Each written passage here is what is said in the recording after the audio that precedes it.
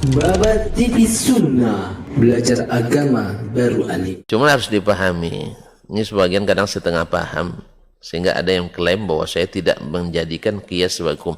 Udah berkali-kali wak tegaskan, makanya ikuti terus, jangan setengah-setengah, nanti setengah paham. Kalau setengah paham itu bahaya, berbahaya. Lihat kan antum tak boleh secara tekstual, harus kontekstual katanya.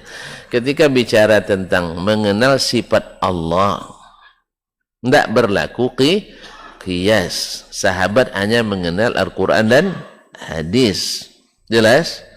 Tapi kalau masalah hukum yang qabil lil ijtihad, yang masih hukum yang sifatnya bisa diijtihadkan, maqulul makna, itu sudah sering kita tegaskan sejak zaman Nabi sudah berlaku itu Al-Quran. Makanya nyimak dari awal kemarin ya Allah mencontohkan banyak masalah qiyas yang diberlakukan sejak zaman Nabi. Maka kita katakan, juga sering kita nyatakan bahwa qiyas itu sunnahnya Nabi SAW, bahkan lebih tua dari ijma'. Lebih tua dari ijma'. Di zaman Nabi tidak ada ijma', tidak berlaku dalil ijma' karena Nabi masih hidup. Ijma' baru berlaku setelah Nabi wafat. Sama, di zaman Nabi tidak ada yang namanya bid'ah, jelas. Baru dapat bid'ah setelah Nabi wafat, karena mendatangkan suatu hukum baru setelah selesainya syariat. Itu yang mengada-ngada. Sebagian tidak. Ini masalah di sini kadang setengah paham gitu, setengah paham, sehingga dikatakannya Nabi membuat atau membolehkan bid'ah. Ini kelirunya pemahaman sebagian kita kaum muslimin, sehingga kalau begitu setiap asal baik pasti ini. Nah, qiyas itu sudah ada sejak zaman Nabi. Nah, siapa ulama yang melakukan qiyas dalam masalah ijtihad, dia sudah menerapkan sunnah Nabi SAW. Paham ya? Jadi jangan keluar lagi status nanti sekelas dokter mengatakan tidak boleh berongakiki qiyas, bentur-benturkan qiyas dengan hukum. Berarti setengah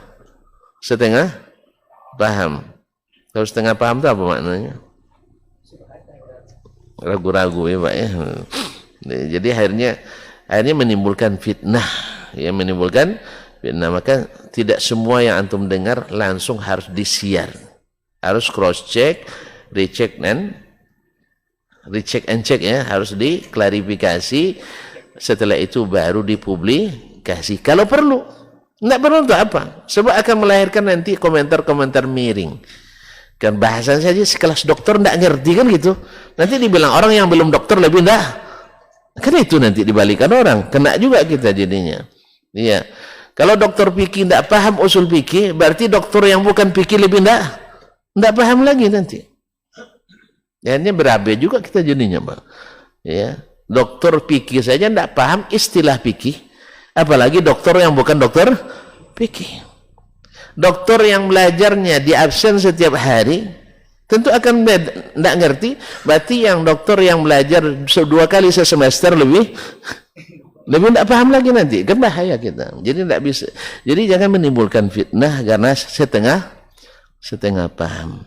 Ya, makanya kaum muslimin menghukum terhadap seseorang itu tidak bisa dengan 1 kasus 2 kasus.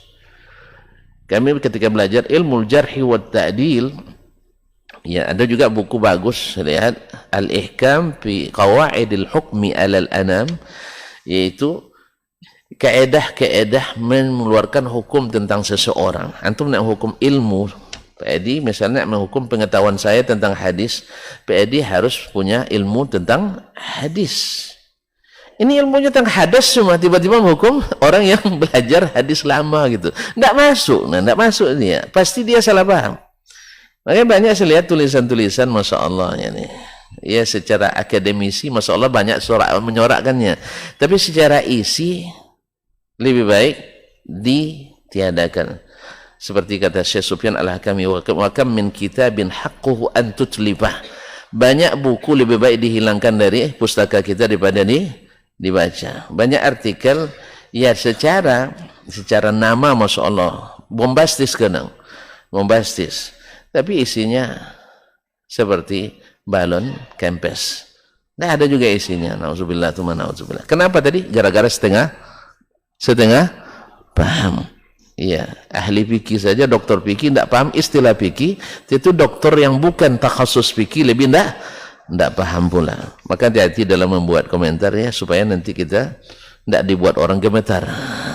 Wassalamualaikum. Jelas loh? Jadi hal-hal yang ijtihad berlaku qiyas. Masa kita udah lama belajar risalah masih tidak paham juga? Ya, jadi hukum yang bi'ainihi, hukum langsung dari Allah dan Rasul, atau yang semakna dengannya yang bisa dikiaskan, seperti masalah. Kadang lucu juga orang, ya kalau antum tidak mau buat bid'ah hasanah, tidak boleh zakat pakai beras katanya. Zaman Nabi tidak ada beras. Antum memang sudah teliti memang tidak ada beras zaman Nabi? Sudah ada antum teliti bahwa tidak ada beras zaman Nabi? Hah? Atau hanya mengira-ngira juga? Makanya jangan pakai kira-kira. Di sini hukum masuk dalam bab muamalah berlaku qiyas. Dan qiyas itu adalah sunnah Nabi SAW, bahkan saya katakan lebih tua daripada ijma'. Bahkan lebih tua dari bid'ah. Lebih tua dari bid'ah. Bid'ah tidak berlaku zaman Nabi, tapi berlaku setelah Nabi. Tapi qiyas sejak zaman Nabi sudah berlaku. Dan tetap berlaku sampai hari kiamat insyaallah ta'ala. Pada masalah yang bisa dikomparasikan, yang bisa dibandingkan. Tapi kalau membandingkan Allah dengan makhluk, tidak masuk qiyas di sini. Di sini namanya qiyasun ma'al fariq. Qiyas dua hal yang berbeda. Mengkomparasikan dua yang berbeda. Itu menghina atau meninggikan? Hah? Antum bandingkan pisau, pedang samurai dengan pisau dapur mak saya. Masya Allah, tajam semurainya, lebih tajam dari pisau mak kamu katanya. Gimana kira-kira? Ustaz, saya bilang samurai ini lebih tajam dari pisau dapur emak saya. Ini menghina samurai atau meninggikannya? Menghina. Jelas ya? Walaupun saya bilang lebih tajam. Cuman bandingannya hah? Babat TV Sunnah, belajar agama baru.